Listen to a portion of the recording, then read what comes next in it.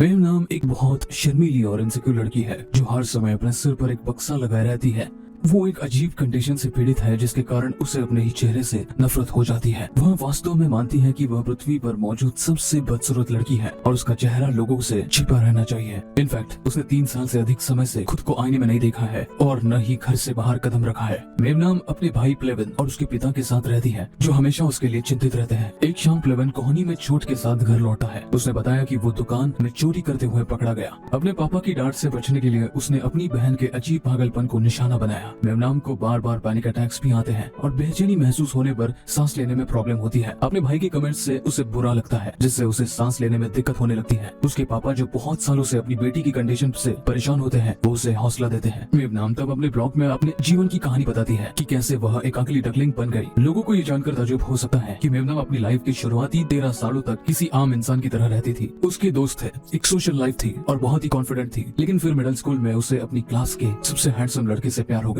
वो उसके लिए इतना पागल थी कि एक दिन उसने सबके सामने उससे अपने प्यार का इजहार कर दिया। लेकिन अफसोस लड़का उसके लिए वैसा फील नहीं करता था, बल्कि उसने उसके गिफ्ट को जमीन पर फेंक दिया और उसे अब तक की सबसे बदसूरत लड़की कहा। उसने उससे अपने सिर पर एक बैग पहनने के लिए भी कहा ताकि बाकी क्लासमेट्स उसका चेहरा देखकर और न डरे। ये इंसिडेंट बेचारी लड़की के लिए इतना दर्दनाक बन गया था कि वह अपने आसपास के सभी लोगों से दूर हो गई और उसने जिद कर ली कि वो आज के बाद स्कूल कभी नहीं जाएगी। मेम नाम के पापा ने उसे समझाने की बहुत कोशिश की, पर जब उन्होंने ये महसूस किया कि उनकी बेटी सच में उस इंसिडेंट के बाद सदमे में चली गई है तो उन्होंने उसे होम स्कूल होने की परमिशन दे दी। मेम नाम ने 1 साल तक खुद को आईने में नहीं देखा और बिल्कुल भी बाहर नहीं निकली। एक दिन वह घर के बाहर अटके हुए गुब्बारे को निकालने की कोशिश कर रही थी। एक अजनबी उसके पास आया और उसकी मदद करने लगा। मेम नाम ने तुरंत अपना चेहरा छिपाने के लिए अपने सिर पर एक पेपर बैग रख लिया। उस मोमेंट में उसने महसूस किया वह सबसे ज्यादा कॉन्फिडेंट तब होती है जब उसका चेहरा ढका होता है। उस दिन के बाद उसने अपना चेहरा बैग से ढकना शुरू कर दिया और फिर कुछ टाइम बाद उसको एक बॉक्स से बदल लिया क्योंकि वो ज्यादा मजबूत था। उसके परिवार को कभी कभी उसके चेहरे की एक झलक मिल जाती है, लेकिन मेम नाम उनसे भी छिपा रहना पसंद करती है। मेम नाम ज्यादातर सोशल मीडिया पर लोगों से गुमनाम रहकर बात करके खुश रहती है। अगले दिन मेम नाम के पिता एक डॉक्टर के पास जाते हैं और उसकी बीमारी का तुरंत इलाज करने के लिए कहते हैं। डॉक्टर स्पष्ट करते हैं कि मेम नाम बीमार नहीं है, उसकी एक अजीब कंडीशन है जिसे जापान में हिकिकोमोरी के नाम से जाना जाता है। ये मेनली उन टीनेजर्स और यूथ को अफेक्ट करता है जो दुनिया से अलग थलग रहते हैं और महीनों या वर्षों तक अपने कमरे में बंद रहते हैं और किसी के साथ बात करने से इनकार करते हैं। डॉक्टर के मुताबिक मेम नाम का मामला इतना गंभीर नहीं है क्योंकि वह अभी भी अपने परिवार से बात करती है, जिसका मतलब है कि वो अन्य लोगों के साथ घुल मिल सकती है। अगर उसको बाहर जाने के लिए मजबूर किया जाता है तो उसकी एकमात्र समस्या ये है कि वो डरी हुई है। डॉक्टर उसे सलाह देते हैं कि इससे पहले कि वो अपने परिवार को भी खुद से अलग कर दे, ये जरूरी है कि वो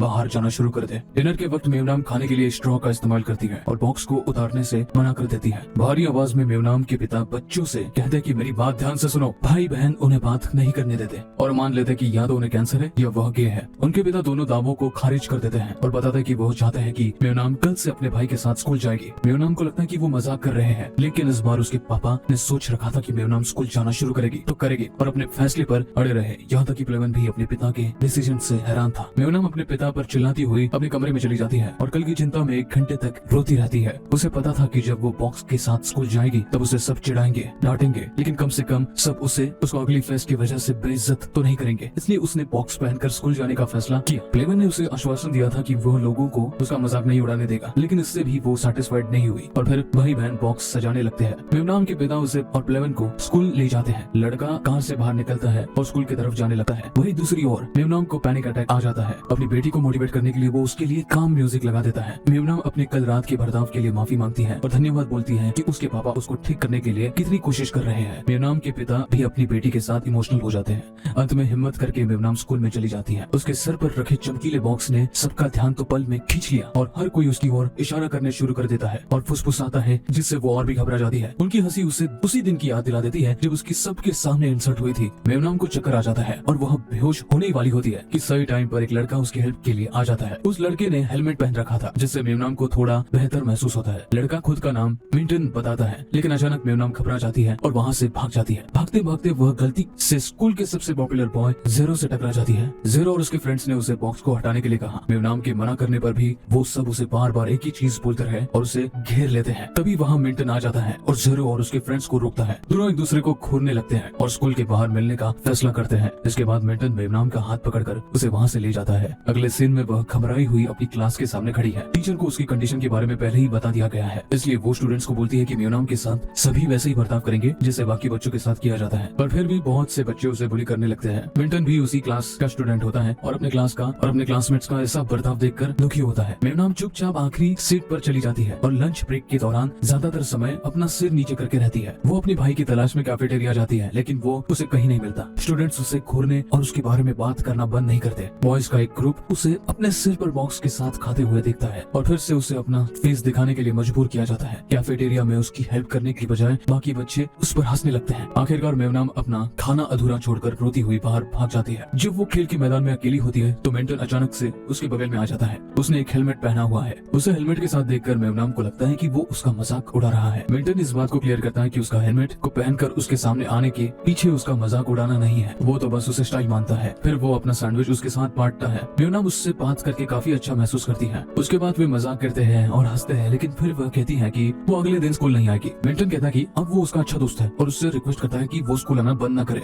स्कूल के बाद मिंटन और ज़ेरो मिलते हैं जैसा उन्होंने वादा किया था। दोनों एक दूसरे को बातों बातों में नीचा दिखाना शुरू कर देते हैं। मिंटन ज़ेरो को टॉन्ट मारते हुए कहता है कि वो असल में कमजोर है, तभी अपने साथ इतने लड़कों को लेकर घूमता है और अगर ऐसा नहीं है तो उसके साथ 1-on-1 फाइट करे। ज़ेरो चैलेंज को तुरंत एक्सेप्ट कर लेता है और अपने दोस्तों को लड़ाई के बीच में न आने के लिए कहता है। मिंटन ने पहला मुक्का मारा, लेकिन ज़ेरो ने भी बराबर की टक्कर दी। मेवनाम घर को जा रही है और दोनों को लड़ते हुए देख लेती है और साथ ही पुलिस भी वहाँ पहुँच जाते हैं, जिसकी वजह से दोनों को लड़ाई वही रोकनी पड़ती है। ज़ेरो मेवनाम को वहाँ से एक शांत जगह ले जाता है और जबरदस्ती उसका बॉक्स उसके सर से हटा देता है। और यहाँ आता है सीरीज का सबसे एक्साइटिंग सीन, जहाँ ज़ेरो मेवनाम को पहली बार देखता है और उसे देखता ही रह जाता है। लेकिन मेवनाम सोचती है कि वो उसे घूर रहा है क्योंकि वो बदसूरत है। पुराने ख्वाब जैसे फिर से ताजा हो गए और वो वही बेहोश हो गई। जब मेवनाम को होश आता है वो अपने आप को बिना बॉक्स के हॉस्पिटल बेड पर पाती है और घबरा जाती है। उसे शांत करने के लिए फेस मास्क देना पड़ता है। उसके पिता को इस बात का बहुत अफसोस है कि उसने उसे स्कूल जाने के लिए मजबूर किया। अपनी बेटी की इस कंडीशन के लिए वो खुद को दोषी मानते हैं और उसे घर पर रहने की परमिशन दे देते हैं। लेकिन मेवनाम फिर कुछ ऐसा बोलती है जिससे सब हैरान हो जाते हैं। वो कहती है कि वो कल फिर स्कूल जाएगी क्योंकि उसे ज़ेरो नाम के लड़के से अपना बदला लेना है।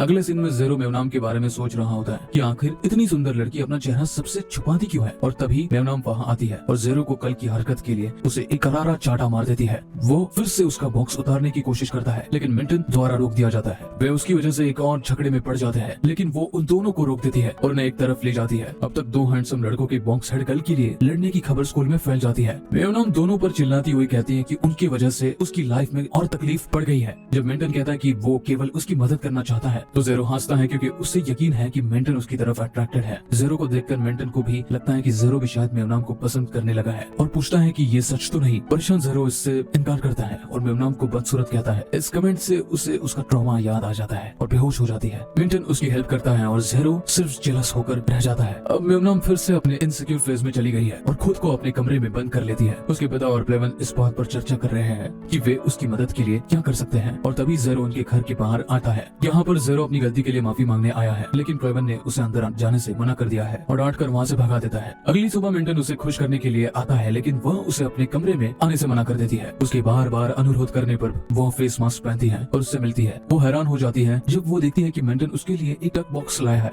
जिसे वो अपना चेहरा ढकने के लिए इस्तेमाल कर सकती है और उसने खुद के लिए भी एक डक हेलमेट बनाया है। मेवनाम हंसे बिना नहीं रह सकी। इस करता है कि आगे से उसकी पूरी केयर करेगा, बस वो स्कूल आना कभी बंद न करेगी। अगली सुबह दोनों एक साथ स्कूल जाते हैं। ज़ेरो उसके पास जाता है और माफी मांगने की कोशिश करता है, लेकिन प्लेवन उसे अपनी बहन से मिलने नहीं देता। बाद में क्लास के दौरान ओजो नाम की एक लड़की मेवनाम के पास आती है और उससे मदद मांगती है। वो कहती है कि क्योंकि ज़ेरो और तुम एक दूसरे को डेट कर रहे हो तो वो तुम्हारी बात जरूर सुनेगा, इसलिए क्या तुम उसे बोल सकती हो कि वो किसी को आगे से बुली ना करे। मेवनाम ज़ेरो के साथ रिलेशनशिप होने से इनकार करती है और भाग जाती है। लंच ब्रेक के दौरान भी बच्चों की भीड़ उससे इसी तरह से एहसान के लिए पूछती है, लेकिन वो उन सभी की रिक्वेस्ट ठुकरा देती है और तभी उसे बताया जाता है कि ज़ेरो उसके भाई की पिटाई कर रहा है। मेवनाम भागती हुई ग्राउंड पर जाती है जहाँ ज़ेरो के फ्रेंड्स प्लेवन को पीट रहे थे। ज़ेरो उन्हें रोकता है और कहता है कि प्लेवन ने लड़ाई शुरू की। मेवनाम उसे घटिया लड़का कहती है जो पैसे और होमवर्क के लिए कमजोर स्टूडेंट्स को बुली करता है। ज़ेरो अपने दोस्तों को अविश्वास से देखता है क्योंकि उसने उन्हें ऑर्डर दिया था कि वे कभी भी अपने से कमजोर को परेशान नहीं करेंगे। ज़ेरो इस सिचुएशन को भी अपॉर्चुनिटी में बदल देता है और मेवनाम से कहता है कि वो उसका कहना मान लेगा अगर वो अपना बॉक्स हटा देगी। मेवनाम ने सोचा कि अगर उसके ऐसा करने से वीक स्टूडेंट्स ज़ेरो की बुलिंग से बच जाएंगे तो ये सही होगा। जैसे ही मेवनाम बॉक्स को हटा दिया सब उसकी ब्यूटी से चौंक जाते हैं। बाद में वो रोते हुए मिंटन को गले से लगा लेती है और कहती है कि कि आज सबने उसका चेहरा देख लिया, लेकिन यहाँ पर मिंटन भी उसको देखता रह गया और फिर उसे शांत करने लगा।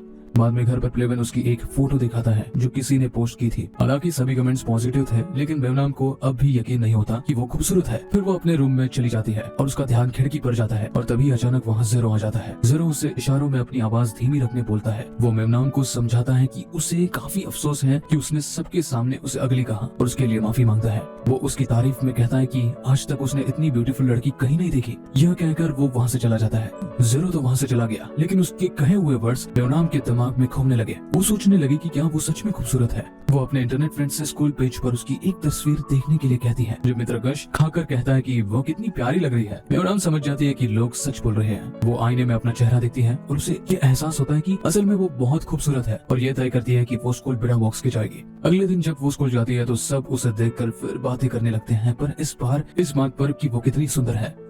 तो मेरी ब्यूटीफुल सिस्टर्स और मेरे हैंडसम ब्रदर्स, नीचे कमेंट सेक्शन में बताइए कि आपको कैसी लगी ये कहानी।